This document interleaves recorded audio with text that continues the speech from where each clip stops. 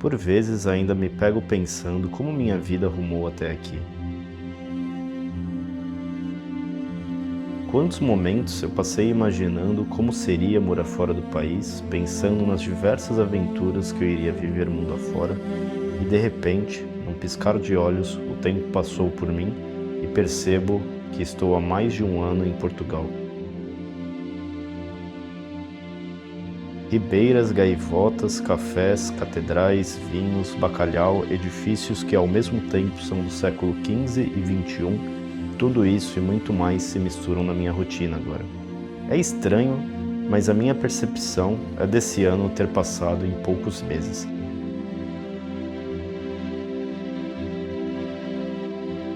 A dinâmica da vida de um imigrante é tão movimentada que nossa percepção do tempo por vezes se altera. Ao mesmo tempo em que buscamos nos estabilizar, também nos perdemos no encanto de uma nova cultura que se apresenta diante de nós.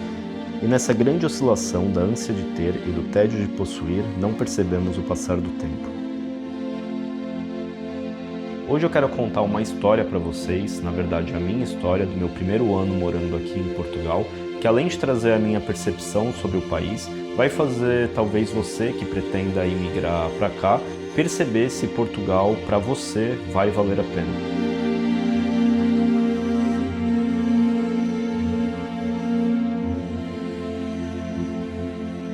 Bom, tudo se inicia no final do ano de 2021, quando um jovem rapaz chamado Moisa Granha pousou pela primeira vez o seu pés em terras lusitanas. E um dos meus primeiros choques culturais, na verdade, foi em algo relativamente simples, que já refletiu para mim certos aspectos da educação e segurança aqui do país, ou pelo menos da cidade do Porto, que foi onde eu decidi morar.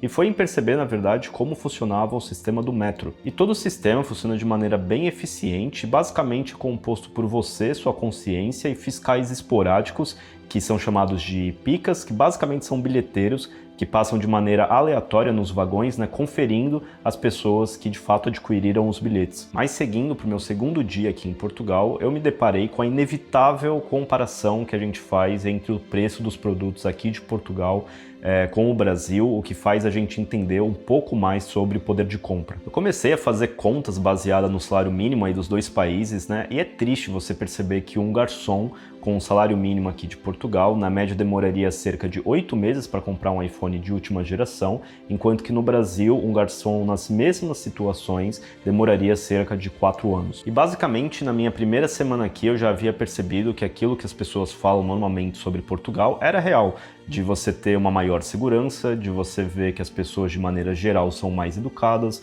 de você perceber que você tem um maior poder de compra, você realmente vê as pessoas andando na rua com seus pertences sem medos de serem assaltadas, você percebe que as pessoas aqui têm um maior respeito às leis, de modo geral, é quase impossível uma pessoa não parar para você atravessar a rua aqui, você, como eu já disse anteriormente, percebe que você mesmo ganhando o salário mínimo, consegue ter acesso a certos produtos que no Brasil a gente não consegue ter acesso. E fora esses pontos de mais relevância, claro que eu fiquei admirado, quando eu encontrava uma catedral, eu encontrava um monumento histórico, ou encontrava um edifício que é de séculos passados, mas que está inteiramente conservado. Fora que tem certas curiosidades de Portugal que você percebe que a cada metro quadrado basicamente tem um café, ou quando no verão você encontra praças, que tem os gramados, e as pessoas simplesmente usam como a gente usa as praias no Brasil, estendem ali uma canga ou simplesmente se jogam no gramado e fica ali deitado o dia inteiro. Mas como tudo, nem sempre são flores, eu já tive meu primeiro impacto negativo no final dessa primeira semana. Porque era por volta das 3 da manhã, eu tinha ido fotografar na Praça da Música e ao retornar para casa eu passei na frente de um bar onde tinha 2 caras. E um desses caras se aproximou a mim, pedindo cigarro. E eu não tinha cigarro, e simplesmente falei pro cara que não tinha, olha, não tenho cigarro. Só que ele insistiu, eu falando que não tinha e me afastando para ir embora. Ele simplesmente veio próximo a mim, pegou no meu colarinho e me deu um tapa na cara. E assim, eu não sou de confusão, mas o meu instinto falou mais alto e automaticamente eu já virei um cruzado na cara dele e ele caiu que nem bosta no chão. e eu virei pro amigo dele que estava no lado e falei que, olha, eu falei que não tinha cigarro, não queria confusão, e saí andando em direção pra minha casa. E assim, os dois eram portugueses, né? E até hoje eu penso se o que me deu tapa na cara, ele simplesmente fez isso por perceber que eu era brasileiro e achou que podia se crescer de alguma forma e que eu não ia revidar de maneira nenhuma, mas isso é uma resposta que na verdade eu também nunca vou ter, né? Mas mal sabia eu que esse era o começo da confusão, porque quando eu cheguei na esquina dessa rua, na verdade eles não estavam em 2, eles estavam em 3, e chegaram pelas minhas costas e me derrubaram no chão, e aí se instaurou uma briga, e assim, de verdade, uma briga de 3 contra 1, o que mais me feriu naquela situação foi a queda no chão. E só um detalhe, que essa parte deles terem se aproximado pelas minhas costas e terem me derrubado no chão, foi uma brecha que eu dei, porque depois de ter derrubado o cara no chão e ter falado pro amigo dele, eu simplesmente coloquei os meus fones de ouvido e fui andando pra casa como se nada tivesse acontecido, sendo que eu deveria ter ficado esperto porque eu tinha acabado de me envolver numa briga, né? Mas para além disso, eu já tive o meu casaco furtado numa balada, eu já tive uma bicicleta que eu usava emprestada, que nem a bicicleta nem era minha, para ir pro trabalho, furtada também. Eu já quase me envolvi numa outra briga no trabalho, quando eu trabalhava na restauração, já tive o meu canal hackeado, enfim, eu já passei por uns bons momentos aqui em Portugal. Por isso que eu acho que é até importante dizer que além de você se preparar financeiramente, é importante você se preparar psicologicamente também antes de migrar, porque vai ter diversos momentos que você vai precisar ter resiliência. E se você puder também, faça boxe. Mas é engraçado também, né? Depois que eu falo que Portugal é super seguro, de que as pessoas são super educadas, eu venho e solto uma pá de bomba dessas, né? Mas assim, primeiramente, eu trouxe essas situações aqui pra vocês porque são realidades que eu vivi aqui no país. Eu acho importante ser transparente com vocês que me acompanham aqui no canal. Mas para além disso, existe, acho que, coisas importantes de se pontuar.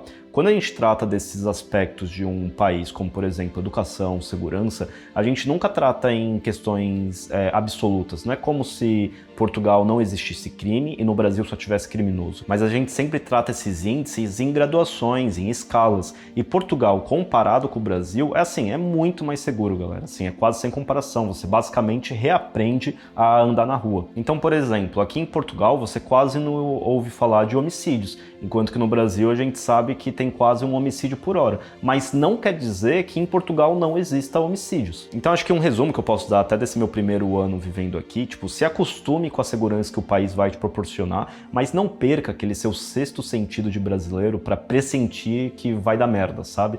Basicamente é isso. Não faça que nem eu, que precisou passar por uma treta, sair na mão na primeira semana aqui para resgatar esse sentido. Mas seguindo aí, depois da virada do ano, eu e o Daniel, a gente foi até Vigo, na Espanha, e depois desceu até o Algarve, em Portugal. Então basicamente a gente fez um norte a sul, e nessa viagem eu pude perceber o quão barato é você viajar aqui na Europa.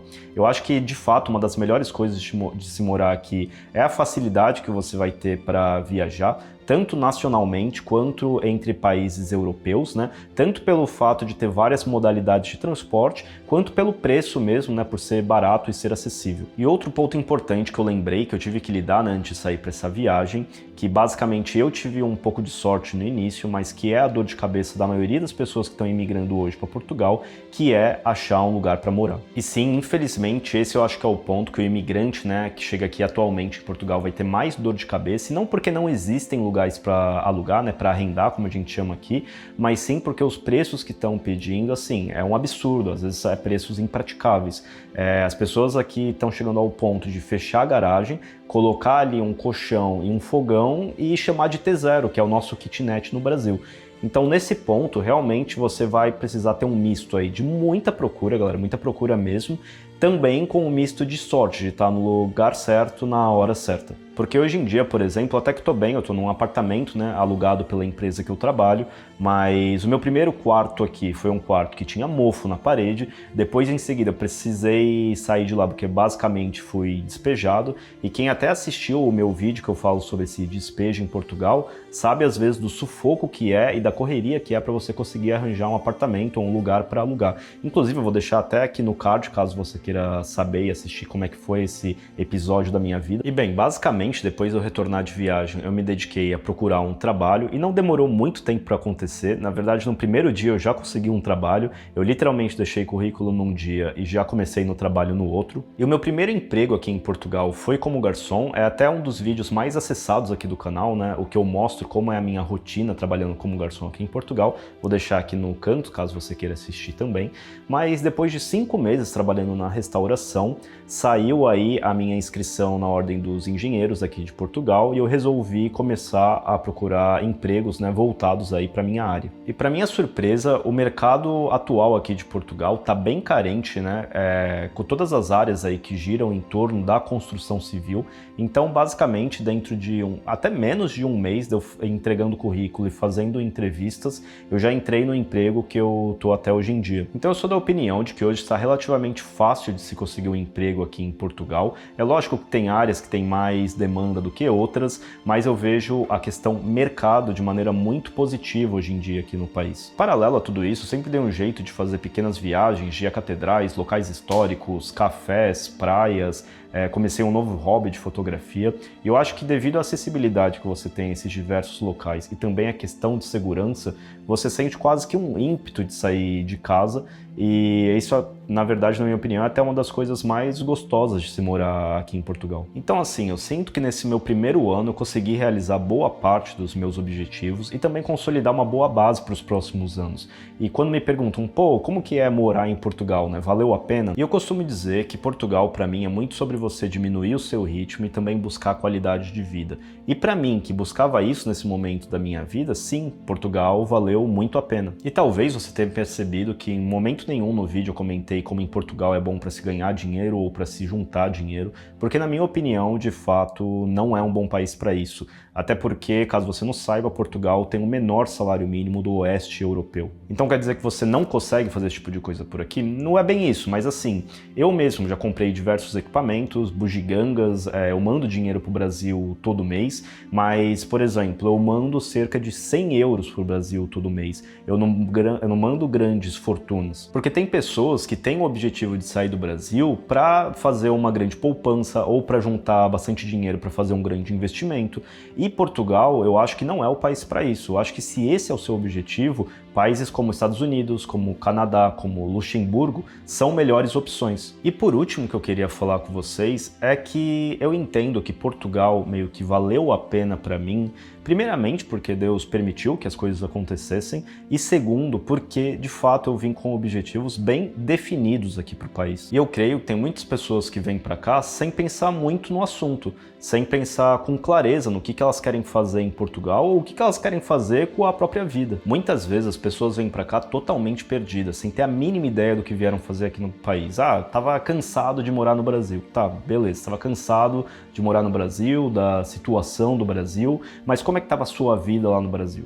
O que você estava fazendo para transformar a sua vida? Você estava se estruturando lá e resolveu conscientemente continuar estruturando a sua vida, só que aqui em Portugal? Ou você simplesmente, num ato meio impulsivo, vendeu sua casa, vendeu seu carro, vendeu tudo que você tinha e veio para Portugal atrás de um milagre? Não é à toa que os casos de pessoas pedindo ajuda aí para o consulado para voltar para o Brasil, eles vêm aumentando. E assim, eu não gosto de ser estraga-prazer, mas eu tenho que ser realista. Se você está com a sua vida totalmente bagunçada no Brasil, não adianta você vir para o outro lado do mundo achando que vai acontecer um milagre que as coisas simplesmente vão se ajeitar. Então quem me acompanha há mais tempo sabe que eu sempre bato em alguns pontos aqui no canal, como você se planejar, como você ser uma pessoa organizada, como você ter disciplina, criar bons hábitos. E eu sempre falo disso porque é isso que vai fazer você continuar todos os dias.